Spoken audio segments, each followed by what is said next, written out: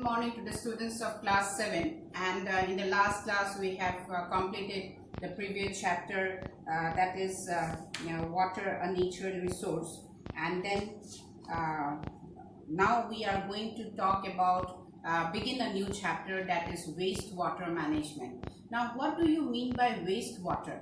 That means water which is being wasted, which can be dumped off, which can be thrown away, right? But when we are talking about, as you have already learned about water, and it is a natural resource and it is also a precious resource. So what happens here is that we have to be very concerned about the management of water. So when as you all have already learned by now, that the wastewater generally pollutes the environment, and that is why the management of wastewater is a very important factor in our day-to-day life. Because when you are talking about what do you mean by wastewater, actually when we use water in our homes to wash clothes, to wash any dirt, or clean up the drains and all, to clean up the vehicles, right? Even your water that you use for bathing, those are actually which are cannot be utilized properly or cannot be used for our day-to-day needs. That is known as wastewater, or you can also tell that this water is actually dirty water, like the water that we use into flush toilets, then also clean up our dirt and all those. That water is known as dirty water, and this dirty water is actually wastewater. That means the water which cannot be used for some proper purposes, right? And then this actually in fact this water contains sometimes like urine, feces, then detergents, and then dirt which is released after washing clothes, and then also utensils. And then also in fact when you are using it to wash the oils from the utensils, or also you are using to wash fruits and vegetables, that is also known as the wastewater. And in fact this wastewater contains harmful microorganisms which can cause you various diseases, like like the diseases which are waterborne, right? Like cholera, then even jaundice, even dengue as well. Because what happens if you keep out water outside, then what happens then? It becomes a place for breeding ground for the mosquitoes, right? And then we infect cholera, then typhoid. These are diseases which are being caused by the water. In fact, these diseases are known as waterborne diseases. Waterborne disease means the disease which is caused by the harmful organisms that are present in water. So water, in fact, how is wastewater being generated?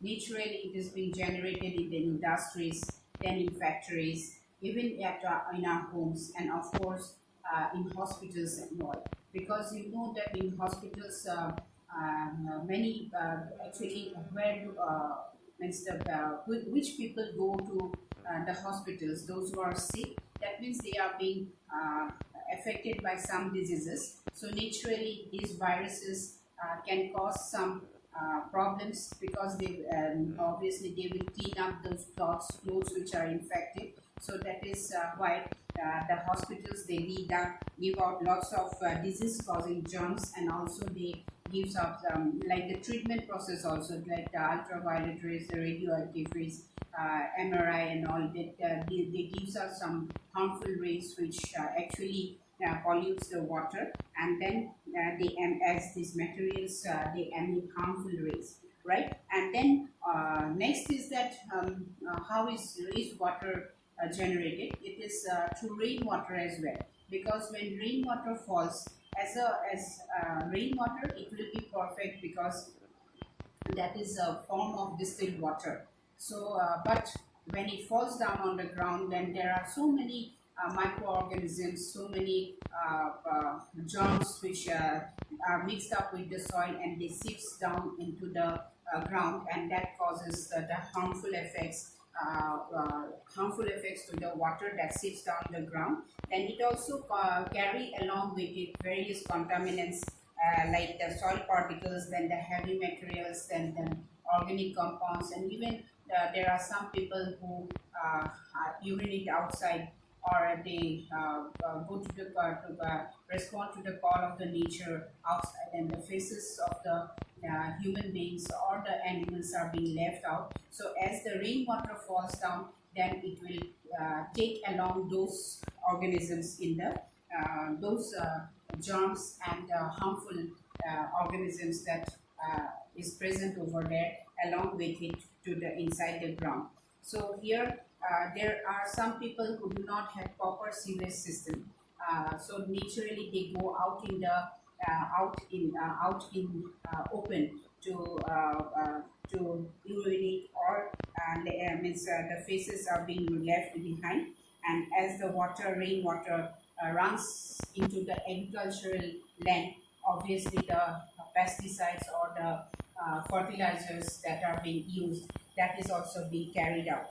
And then these pesticides, they contain various harmful substances which are harmful to fish and other animals. In fact, pollution of water, in there you have already learned about it. And then all this wastewater forms sewage. So it is evident that the dissolved substances or the suspended particles will be present in the water, and that is why these are known as contaminants, and that is why it is very necessary to treat the water, and that is known as the wastewater management. Because if we do not treat this wastewater, then what will happen? It will cause a major health problems for all human beings and animals.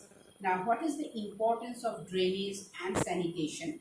Now, you have seen that the government of India has, in fact, given free facilities to build up the latrines and toilets, right? So that actually that will prevent people to not to let out their waste materials in the waste products out in the open air.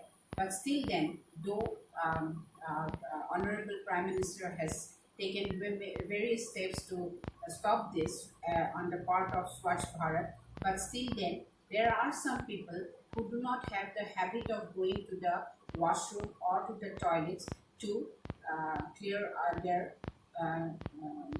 to let off their waste products, right? So that is why the problem still exists, though the various steps are being taken, and that is why we have to give importance to the drainage system. Drainage system means what? Means letting the waste product to go through the drains. That means we have to build up various types of drains that to cover, and also sanitation, that is building about means giving the facilities of toilets to all and one and all. So in several homes, like especially in the slum areas, I hope you know what is slum areas, where they do not have their own land and they live out in the open or in the thatch house, and that slum areas, there naturally they do not have that much of facilities. So yeah, that actually will tell that there will be no proper drainage system, and so that is why there is no proper, if there is no proper drainage system, then you cannot dispose of the sewage materials or the sewage water properly. And in such case, then what happens? The sewage will get collected in ponds and lakes, and then it will get stagnant. That means it won't be able to move. So naturally, the atmosphere will be polluted, and that will create lots of the chapter for pollution will come up. So that is why it cannot be stagnant. It has to be washed off and it has to be treated, and that is why this importance of sewage and drainage system is very important. So and there are different types of germs, such as like the mosquitoes. They multiply in multiply, and then and also what happens, various diseases, as I told you, cholera, typhoid, can also occur. And this improper drainage system at the communal sites such as washing areas can be, because if you wash the clothes, like if you see the banks near the Brahmaputra, what happened, the laundry people, they what they do, they clean up the hospital bed sheets and the hospital linens and all in the river Brahmaputra. So naturally, germs is also going inside the water of the river, and that actually pollutes the water. So that's all for today, and please go through the video, and if you have doubts, please do come out with your doubts in the Zoom class. Thank you very much.